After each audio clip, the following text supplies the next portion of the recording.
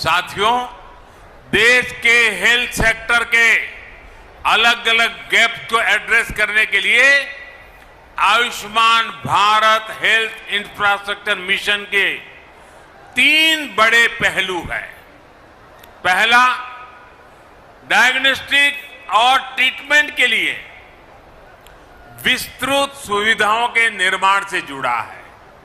इसके तहत गांवों और शहरों में हेल्थ एंड वेलनेस सेंटर खोले जा रहे हैं, जहां बीमारियों को शुरुआत में ही डिटेक्ट करने की सुविधा होगी।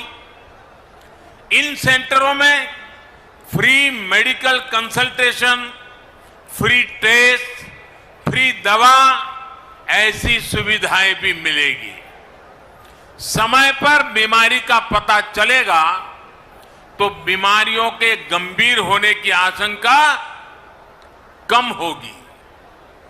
गंभीर बीमारी की स्थिति में उसके इलाज के लिए 600 से अधिक जिलों में क्रिटिकल केयर से जुड़े 35,000 से ज्यादा नए बेड्स तैयार किए जाएंगे। बाकी लगभग 125 जिलों में रेफरल की सुविधा दी जाएगी।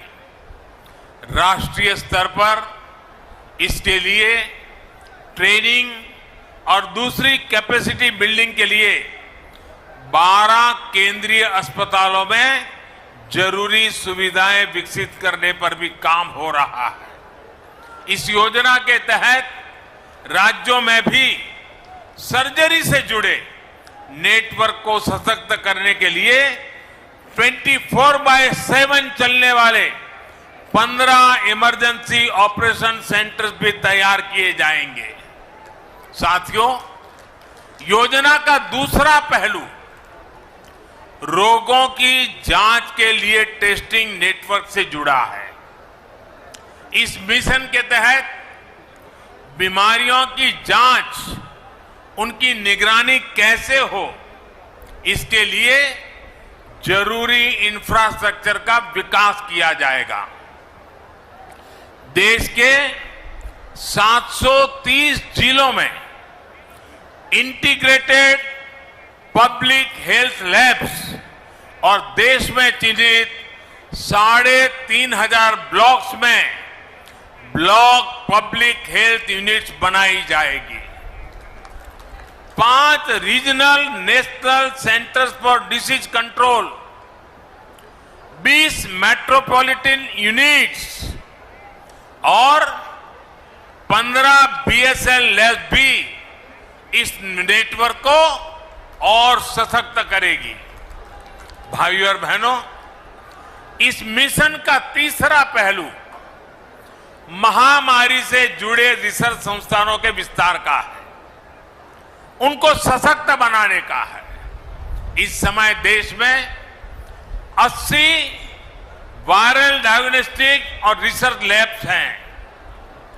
इनको और बेहतर बनाया जाएगा।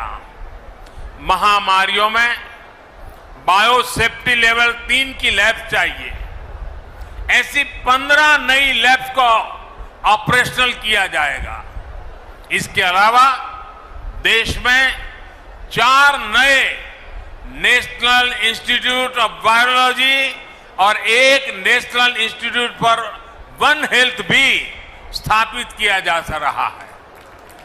दक्षिण एशिया के लिए WHO का रीजनल रिसर्च प्लेटफॉर्म भी रिसर्च के इस नेटवर्क को सशक्त करेगा।